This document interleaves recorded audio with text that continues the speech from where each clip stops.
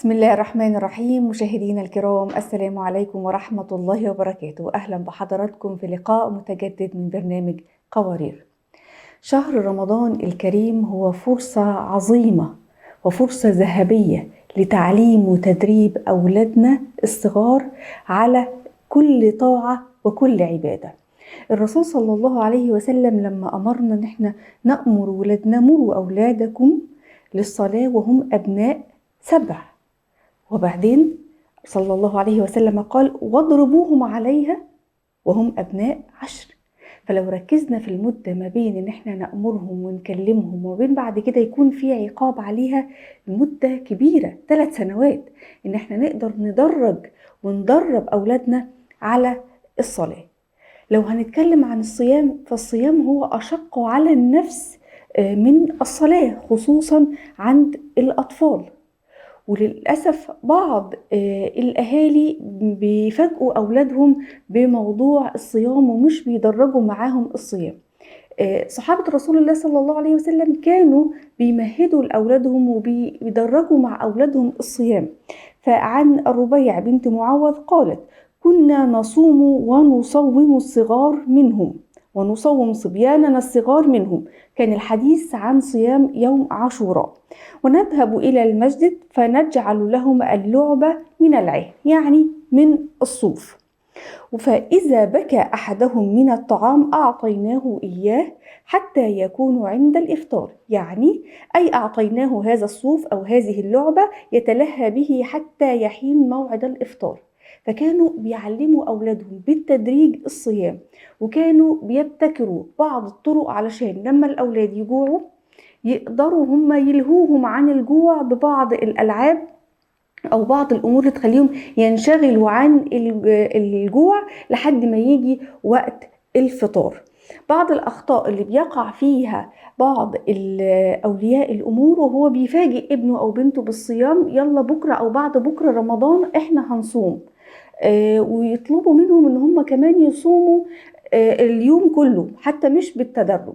ولو أولادهم ما قدروش يصوموا فبيبدأوا يقارنوهم بأولاد العيلة اللي بيصوموا، سواء كانوا كبار أو قدهم أو حتى أصغر منهم، لأن هي بتكون فروق فردية. غيرك بيصوم وانت لأ، انت ما بتصومش، أو يا فاطر رمضان هتدخل النار، والكلام ده كله لحد ما يبدأ الأبناء يكرهوا الطاعة ويكرهوا العبادة ويكرهوا الصيام ويعتبروه هو حاجة شاقة جدا وحاجة صعبة، ولو مش عملناها احنا بنعير بيها. حديثنا النهاردة بإذن الله تعالى عن تدرج أولادنا في الصيام وتحبيبهم في الصيام بطرق إيجابية مع الدكتورة نسيبة جلال، الاستشاري التربوي والنفسي. سلام عليكم وأهلا ومرحبا دكتورة نسيبة، كل عام وأنتم بخير. وعليكم السلام ورحمة الله وبركاته. أهلا وسهلا ومرحب فيكم وأنتم بخير إن شاء الله. أهلا ومرحب بحضرتك. بداية دكتورة نسيبة، خلينا نتكلم عن كيف أشرح للطفل أو لأبنائي عن شهر رمضان الكريم أو عن صيام رمضان. نعم، بداية بسم الله الرحمن الرحيم، والحمد لله والصلاة والسلام على سيدنا محمد وعلى آله وصحبه أجمعين.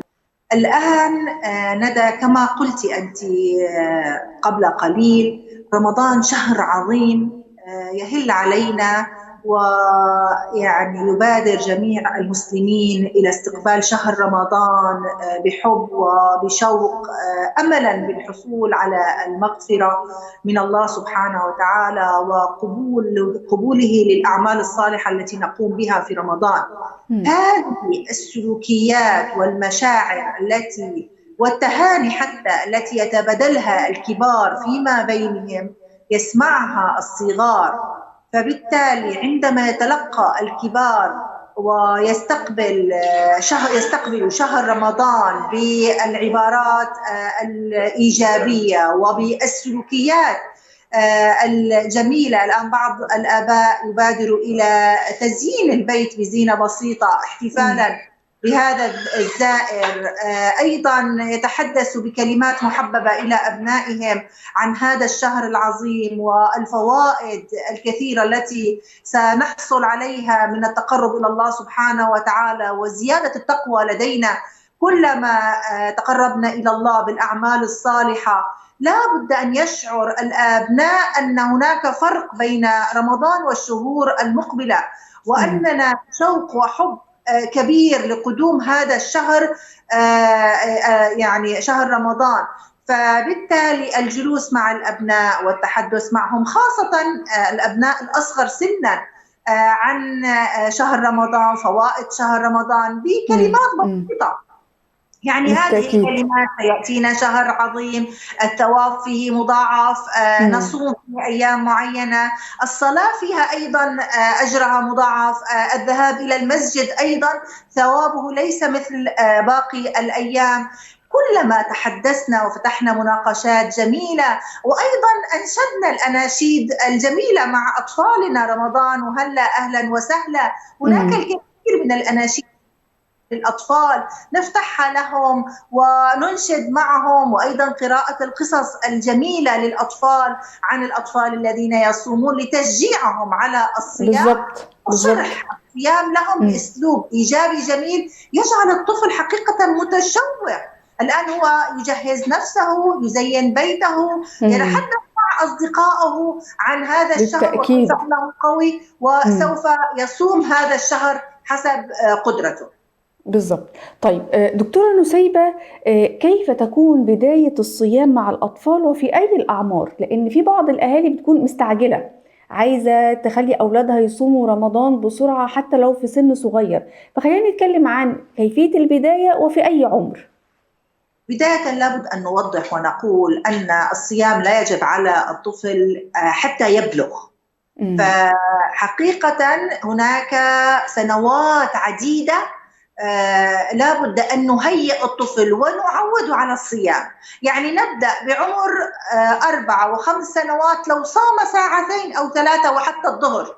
نحن نسميها أحيانا صيام درجات المادنة في سوريا، فبمعنى يصوم الطفل درجة درجة. نبدأ الصيام للظهر، يكبر الطفل قليلا لعمر 6 سنوات 7 سنوات ليصوم للعصر، إلى أن احنا في مصر بنسميها دكتورة صيام العصفورة، ونخليه يصوم زي العصفورة، حاجة صغيرة كده على قده. صحيح، ونحن نسميها صيام العصفورة، ونفتخر بهذا الطفل الذي صام ولو لساعات قليلة، ونعطيه هدايا ونطبخ له الطبخة المحببة له، ونقول له أن له اليوم صام. الطفل الصغير حقيقة الوقت بالنسبة له لا يدرك أن مثلا الطفل بعمر 5 أنني سأصوم مثلا للمغرب. إذا كل طفل حسب قدرته، لكن الصيام التدريجي كل سنة عن سنة يزيد الطفل في أوقات الصيام ليصل بعمر 9 أو 10 حسب قدرة الطفل إلى صيام شهر رمضان كاملا. حتى في بعض الأحيان يصوم الطفل بعض أيام رمضان ويترك يرتاح ثم يعود إلى صيام الأيام الكاملة من رمضان. يعني حقيقة متوقع أن بعمر 9 أو 10 يستطيع الطفل الصيام للمغرب يوم كامل تم تشجيعه، ولكن لابد أن نتابع بنية الطفل. هل يستطيع فعلا الصيام؟ بعض الأطفال مرضى، بعض الأطفال ضعاف، بعض الأطفال بالفعل يعني أصلا يعانون من الهزال. فهنا حقيقة لا يصح أن نصوم هذا الطفل وهو طفل صغير ونمنعه من الغذاء وهو أيضا بحاجة له. إذن كل هي حقيقة تعرف كيف استطاعت ابنها على الصيام، فتحض على الصيام تدريجيا دائما. الصيام التدريجي وتعليم الأطفال عموما جميع المهارات عندما يكون تدريجي يقبل الطفل على الصيام بحب ويرفض هو الإفطار. يعني حقيقة نحن من مواجهتنا مع أطفالنا عندما كانوا صغارا أحيانا نقول له أنت صغير افطر، يقول لا لن أفطر. فعلا في بعض الأطفال بيحصل معهم كده ويمتنع عن الإفطار. أنا حقيقة أتذكر ابني عندما كان في المدرسة بصف الثاني يقول لي أنا الوحيد في الصف اللي صمت، بصف الثالث كان معاه 3 4 ولكن بنيته قوية. إذا أيضا نترك للطفل أحيانا هو يقرر أنني أستطيع أن أصوم أو أنني لا أستطيع أن أصوم. تمام جدا. طيب دكتورة، فرضا إحنا بدأنا ندرب أولادنا على الصيام وجه مثلا في منتصف اليوم كده وقال أنا جعان، أنا مش قادر أكمل اليوم، اعمل معاه ايه؟ هل مثلا اقول له افطر خلاص طالما انت يعني تعبان؟ لان في بعض الاطفال ممكن انا دايخ، انا مش قادره اكمل اليوم. طيب لو انا عايزه بعض الطرق الايجابيه اللي تخليني احمسه واخليه يحب الصيام، واحاول اشغله شويه لحد ما وقت الفطار يجي، اعمل معاه ايه بطرق ايجابيه؟ نحن بحاجة إلى أن نملأ وقت فراغ الطفل بما يفيد حتى امم. نشجع على الصيام. يعني لا يصح أن نقول له صوم وأذهب أنا لأنام وأترك طفلي يتلوى من الجوع ومن العطش، وهو اه. حقيقة الطفل أحيانا لا ايوه. يعرف كيف يضع برنامج للاستفادة من الوقت في رمضان أو حتى بغير رمضان. الأم فعلا لها فعلا. دور كبير في تجهيز برنامج جميل للطفل، تجلس معه مثلا لتقرأ القرآن أو لتلعب حتى. الطفل حقيقة يتعلم عن طريق اللعب، امم. فهناك مسرح الدمى، نجلس أنا وأنت، أنت تمسك هذه الدمية وأنا أمسك هذه الدمية ونلعب مع بعض ونتحدث مع بعض. أيضا ترسله للعب مع الأطفال الآخرين، إذا كان في البيت حديقة معينة يذهب الطفل ليلعب. امم. وجميل جدا أن نجد أن بعض الأطفال أحيانا يفطروا مع بعض، يحتفلوا بالإفطار مع بعضهم البعض، بالظبط بالظبط. يجلسوا ويشجعهم بعضهم لبعض. فالآن عندما أيضا قبل رمضان نشتري للطفل بعض الألعاب المفيدة، بعض الألعاب العقلية، شطرنج أو غيره، امم. ليجلس أحيانا تأخذ اللعبة منه نصف ساعة أو امم. ساعة. إذا امم. هذه الألعاب تطور الطفل من الجانب المعرفي، من الجانب امم. العقلي، من الجانب حتى الاجتماعي، كلما جلس مع الأهل أكثر ولعب معهم أكثر وتبادل الحديث معهم سيمضي فعلا. الوقت دون أن يشعر هذا الطفل. وهيمضي الوقت باستفادة كبيرة يا دكتورة، سواء استفادة عقلية، استفادة ذهنية، والاستفادة طبعا من ان هو بإذن الله يؤجر على صيام هذا اليوم. ولكن ماذا لو وجدت ابني او بنتي في نهار رمضان وهو قايل انه صايم، هو بياكل في الخفاء، مستخبي كده في المطبخ وعمال ياكل او عمالة تاكل وانا لقيته؟ اول رد فعل صحيح وتربوي معاهم اعمل ايه؟ نعم. التربية ندى تقوم على التجاهل والتغافل. يعني بمعنى أحيانا طفل بعمر الخامسة السادسة السابعة، هؤلاء الأطفال يرتكبون الكثير من الأخطاء في رمضان وغير رمضان. لا امم. يصح أن أركز على الأخطاء التي يقع بها الأطفال. أحيانا تجاهل الأخطاء التي يقع بها مهم. ويعني ستر المسلم، الله سبحانه وتعالى أوصى به لأخينا أن نستر يعني إخواننا المسلمين ولا نفضح أخطائهم. فما بالك بالظبط. بالأطفال الصغار؟ او عندما يكون باولادنا. هذا الخطأ أحاول أن أتجاهل هذا الخطأ، ولكن امم. بالمقابل بدنا الجلوس مع هذا الطفل والتحدث امم. معه بشكل غير مباشر عن أهمية الالتزام. أنت إذا رغبت بالصيام تكمل، إذا لم ترغب تفطر، ولكن لا أتظاهر يعني بالصيام وأنا بالصيام وما تكدبش عليا. إيه، لا يصح الكذب، يعني بمعنى امم. أنبه بشكل غير مباشر بأن هذا الكذب له عاقبة وخيمة. ولا يصح أن أقول بالظبط. أنا يعني صائم وأنا قد أفطرت، امم. وثواب من يعني يتقرب إلى الله سبحانه وتعالى بالصيام، وأيضا ثواب من يحاول القيام بالأعمال الصالحة، ولكن أحيانا إذا لم يستطع يستغفر الله سبحانه وتعالى، يتقرب إلى الله سبحانه وتعالى بالأعمال البديلة، يطعم الفقراء في امم. رمضان. ولكن لا أقول للطفل أبدا أنت كاذب أو أنت غشاش، هذا لا يصح من الجانب التربوي خاصة للأعمار الصغيرة. طيب، احنا دلوقتي في خطأ كبير بتقع فيه بعض الأمهات للأسف الشديد، لما بتلاقي ابنها أو بنتها فطرت في رمضان أو مش قادر يفطر، فبتبدأ المقارنة بأطفال العيلة كلهم اللي بيصوموا، سواء في سنه أو ممكن يكونوا أصغر منه، لأنها بتكون فروق فردية، ممكن أصغر منه بيصوم. فتبدأ تقول له شايف ابن عمك، شايفة بنت خالك كلهم بيصوموا إلا أنتي. أو تبدأ تقول الجملة المعروفة دايما بتتقال في رمضان: يا فاطر رمضان يا خاسر دينك هتدخل النار، والكلام ده كله. ويبدأوا يعملوا ضغط شديد جدا على الأولاد في موضوع الصيام. رأي حضرتك إيه من الجانب التربوي والنفسي في الطريقة دي، ظنا من الأمهات إن إحنا كده لأ، إحنا بنشجعه وبنخليه يغير علشان يعمل زيهم؟ للأسف يرتكب الآباء بعض الأخطاء التربوية التي تؤثر سلبا على تطور شخصية الطفل. ومن هذه الأخطاء هي المقارنة بين الطفل والآخرين. كما ذكرت ندى، هناك فروق فردية كبيرة بين الأطفال. بعض الأطفال جعلهم الله أقوى من الجانب الجسدي، يستطيعوا الصيام وهم بعمر صغير. بعض الأطفال جعلهم الله أقوى من الجانب العقلي، نرى أنه أسرع في التعلم العلوم الأكاديمية. بعض الأطفال نجده أقوى من الجانب الذكاء العاطفي والاجتماعي. إذن الله سبحانه وتعالى خلق جميع البشر غير متساويين، ولكنه أعطى لجميع البشر نعم كثيرة إذا ما أحسن الإنسان الاستفادة منها واستغلالها. فبالتالي المقارنة بين الطفل والأطفال الآخرين حقيقة تؤدي إلى إضعاف شخصية الطفل بشكل كبير جدا.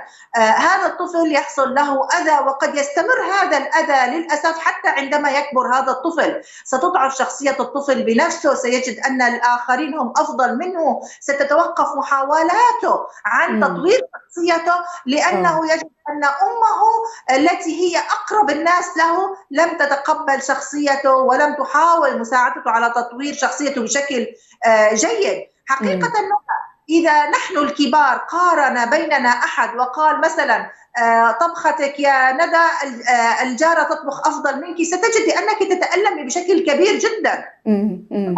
الطفل ليس لديه حصانة نفسية، سيشعر بالألم الكبير عندما تقول له أمه ابن عمك الجار يصوم وأنت لا تصوم، ففيما بعد قد يكره الدين بحد ذاته.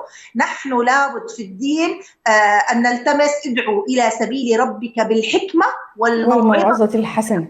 الحكمة مهمة جدا، أن تكون لدى الأم حكمة.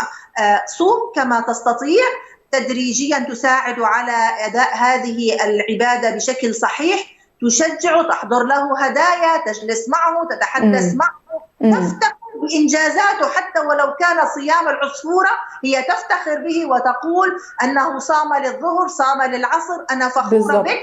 تدريجيا ستقوى ثقة الطفل بنفسه. عندما تقوى ثقة الطفل بنفسه سنجده يقبل على الصيام بحب وشوق ويتقبل هذا الصيام ويحب القيام بالأعمال الصالحة بإذنه تعالى.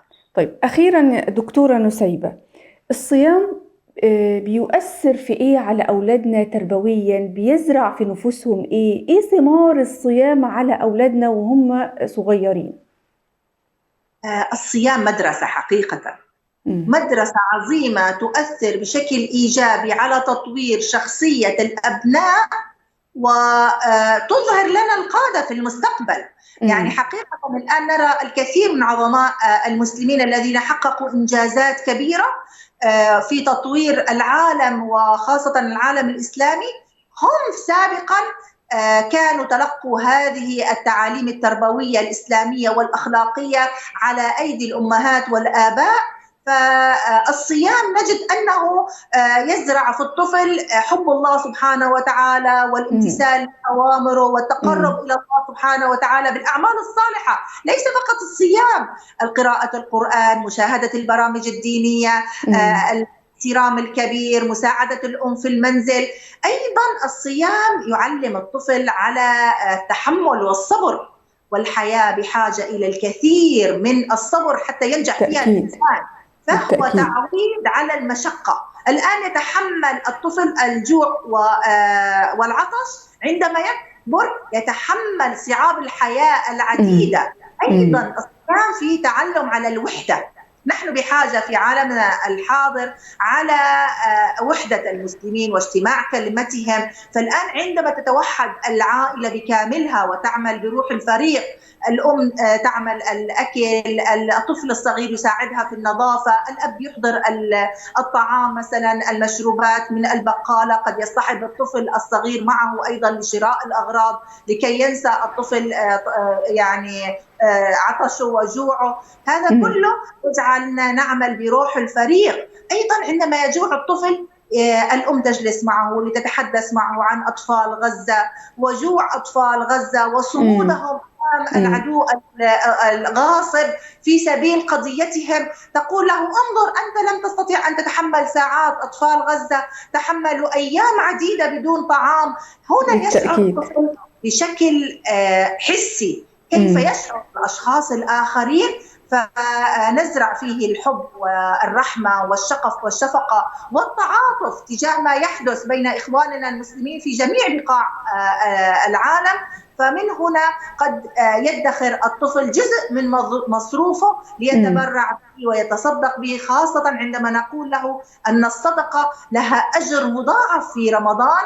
نجد أن الطفل يسارع إلى التبرع بجزء من مصروفه للفقراء. أيضا عندما يذهب إلى المسجد تخبره الأم أن المسجد والاعتكاف في المسجد له فضل كبير.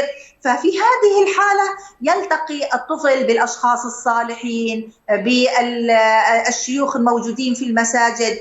حقيقة الطفل كائن اجتماعي يتعلم من هو حوله. فكلما التقى أكثر بأشخاص صالحين في المسجد وفي الأسرة، خاصة عندما يساعدنا أثناء إعداد الولائم لاستقبال الأقرباء ونشرح له عن أهمية صلة الرحم وثواب صلة الرحم وكيف نتقرب إلى الله بالأعمال الصالحة، تتطور شخصية الطفل ليصبح مثل شخصية الأبوين عندما يكبر في البذل والعطاء والتقرب إلى الله سبحانه وتعالى.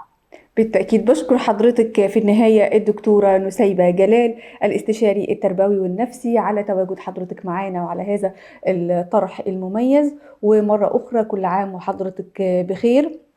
تقبل الله منا ومنكم صالح الأعمال والطاعات والعبادات، ونسأل الله سبحانه وتعالى أن يعيننا على تربية أبنائنا على الوجه الذي يرضيه عنا، كل شيء بالتدريج وباللين وبالبساطة وبالشرح وبكل حاجة هينة ولينة هنقدر نوصل أولادنا لكل شيء جميل، سواء في الطاعة، سواء في التعليم، سواء في التفوق أو في الحياة. لابد من التدريج. نسأل الله سبحانه وتعالى أن يتقبل منا ومنكم صالح الأعمال، وكل عام وأنتم بخير. انتهت حلقة قوارير اليوم، وإلى أن نلقاكم نترككم في رعاية الله وأمنه، والسلام عليكم ورحمة الله وبركاته.